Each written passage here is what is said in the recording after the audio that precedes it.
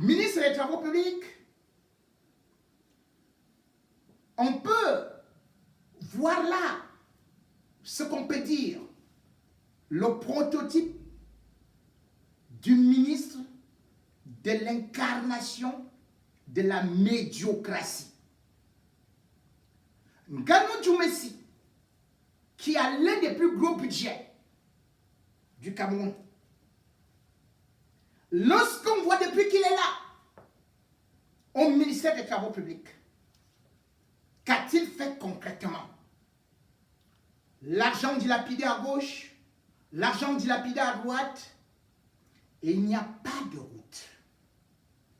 Aujourd'hui encore, Nganou Djoumessi s'est levé pour annoncer la création de 14 postes de péage. 14 postes de péage. Et il va en Bankomo.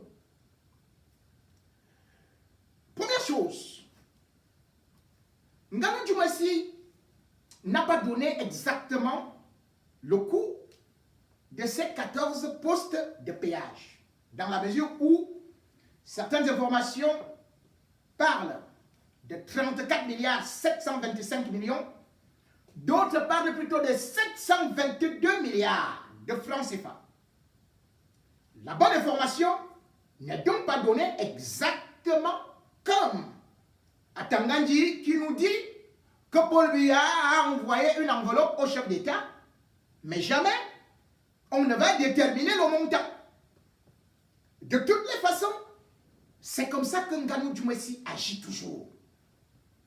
On donne un premier bilan ou alors un premier projet, on vous dit la route va coûter ceci ou cela. En fin de compte, ça augmente tous les jours.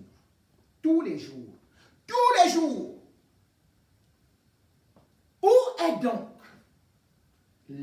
l'autoroute Yaoundé-Douala? Le Cameroun est devenu la risée du monde entier. Avec ce reportage de France 24 qui montrait l'autoroute de Yaoundé, certainement l'autoroute la plus chère du monde, la plus chère d'Afrique. Et Nganou Djoumessi, pour justifier cela, avait voulu nous faire croire qu'au Cameroun, nous avions des terrains tellement accidentés que peut-être il a oublié que nous sommes sur les mêmes terrains que le Gabon, toute l'Afrique équatoriale. Nganou Djoumessi a peut-être oublié qu'en Chine, il y a des vallons, des vallées, et que parfois la route doit partir d'un bout de montagne à l'autre. Nganou Djoumessi a donc voulu nous justifier la surfacturation des routes en utilisant cette parodie des terrains et des reliefs les plus accidentés du monde. Mais aujourd'hui, ce qui est très grave, c'est que Nganou Djoumessi crée les péages dans un pays qui n'a même pas une autoroute. Et il y en a 14. À quoi sert le péage automatique?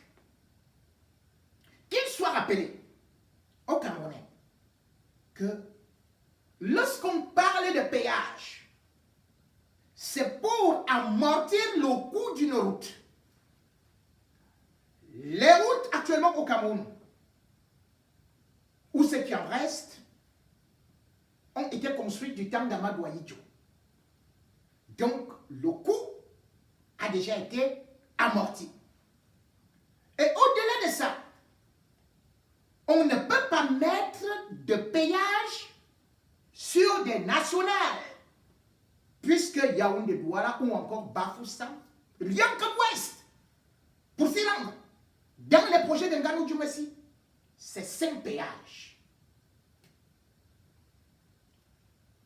Or, pour qu'il y ait le péage sur l'autoroute, Prenons juste un petit cas à côté. On a beau critiquer Ouattara, mais on peut néanmoins apprécier la façon par laquelle il a eu à installer les autoroutes. Les projets de Nganou Djoumessi, c'est toujours 18 mois, au maximum 36 mois. Et finalement, ça fait 10 ans, 15 ans, 20 ans. Il n'y a rien. Alassane Ouattara est arrivé là. Quand on parle d'autoroute, ce n'est pas ce qu'on trouve là au Cameroun. Il n'y a pas d'autoroute. L'autoroute, par exemple, vous prenez Boaké, Yamoussoukro. Vous allez voir que c'est 2 fois 2 voies. C'est-à-dire que sur chaque côté, il y a 2 voies. C'est ça qu'on appelle autoroute. Parce que d'autres peuvent être même x3, 3 fois 2 ou bien 4 fois 2, 8. Mais Yaoundé-Douala, le jour où Nganou est en train de dire qu'il veut aller construire les péages, ce jour-là, il y a un accident. Un camion groumier et un véhicule touristique face à face à 20 km de Dia. Il y a des blessés graves, il y a même un mort. Et la situation des blessés est d'ailleurs trop grave. Il n'y a même pas d'ambulance. La route a été coupée depuis 8 heures du matin. Or, sur une autoroute, comme celle dont je viens de vous parler, elle a coûté combien? Elle a coûté 95 milliards et demi et construite par Rothschild, financée par Exim Bank, comme exactement la route Yaoundé-Douala qui a été financée par Exim Bank et qui a pris plus de 400 milliards. Mais en Côte d'Ivoire, c'est 95 milliards et demi. Quand on voit l'autre route qui a coûté terriblement cher avec des échangeurs et tout ça, et qui devrait même rallier le Mali et désenclaver la Guinée équatoriale, on se rend compte que c'est un projet de 172 milliards. Et sur les 172 milliards, la Chine a apporté 162 milliards. Les 10 milliards, c'est l'État ivoirien qui les a apportés pour dédommager. Jusqu'à présent au Cameroun, l'argent qui a été offert, soit par la Banque africaine de développement, soit par le FMI, soit par Exim China, cet argent a été détourné. Nganou Djoumessi, chaque jour dit, ça va arriver, calmez-vous, parce qu'on va remettre cet argent dans d'autres budgets. Et parce qu'il utilise cet argent avec les ministres, avec Paul Biya. C'est donc un détournement via Nganou Djoumessi pour prendre des crédits. Quand on parle donc d'autoroute, comme je vous le disais, rien qu'aujourd'hui, on a encore vu comment est-ce que le Cameroun était bloqué. Il n'y a pas d'autre issue. Yaoundé Douala. Le Cameroun est l'un des rares pays au monde, sinon le seul, où 2 capitales, c'est-à-dire qu'une capitale politique et une capitale économique, sont reliées par une nationale. Ce qui est là, on appelle ça nationale. Elle n'est même pas une départementale. C'est une nationale.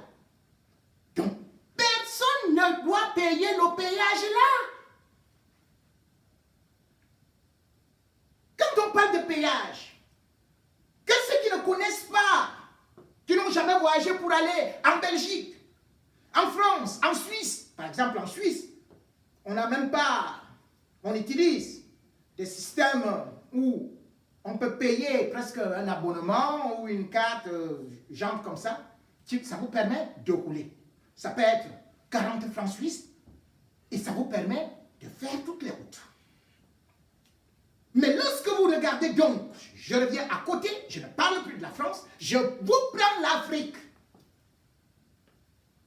La Côte d'Ivoire, parce que nous sommes, nous, Camerounais, seulement prêts à aller insulter Alassane Ouattara. À lui dire que non, il faut qu'il quitte le pouvoir. Moi, en premier, je reconnais. Et parce que je veux que la démocratie, qui est ce qu'on appelle l'alternance, mais au niveau des réalisations, beaucoup vont mourir au Cameroun sans jamais voir ce qu'on appelle l'autoroute. Vous savez ce qu'on trouve sur l'autoroute? Il y a les toilettes, il y a le service ambulance. C'est pour ça qu'on paye les péages. C'est l'argent des péages qui entretient le service des urgences. Donc quand vous faites un accident, il y a les urgences qui viennent vous prendre là. Vous devez avoir ce qu'on appelle des aires de repos. Aires de repos, c'est-à-dire que quelque part, vous sortez de l'autoroute, vous partez, vous pouvez manger, il y a des restaurants, il y a ceci et cela, vous grignotez. Il y a aussi les stations-service, vous pouvez jouer comme à Abidjan, comme en Côte d'Ivoire. Vous avez le réseau. C'est comme ça. Vous avez ça là-bas au Cameroun? Le car s'arrête en bordure de route au Cameroun. Tout le monde dans le Sissongo. Tu vois comment les gens sont courbés là. L'autre va piétiner la merde de tel autre. Un pays où un vieillard est là depuis 38 ans. Même pas les toilettes publiques. Pas d'air de repos. Vous savez ce qu'il y a sur une autoroute?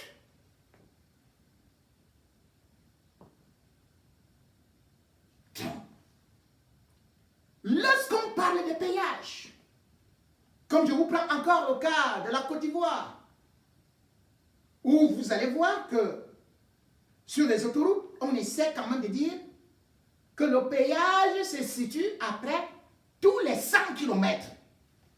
Quand vous mettez 5 seulement pour l'ouest, il n'y a que l'autoroute à l'ouest.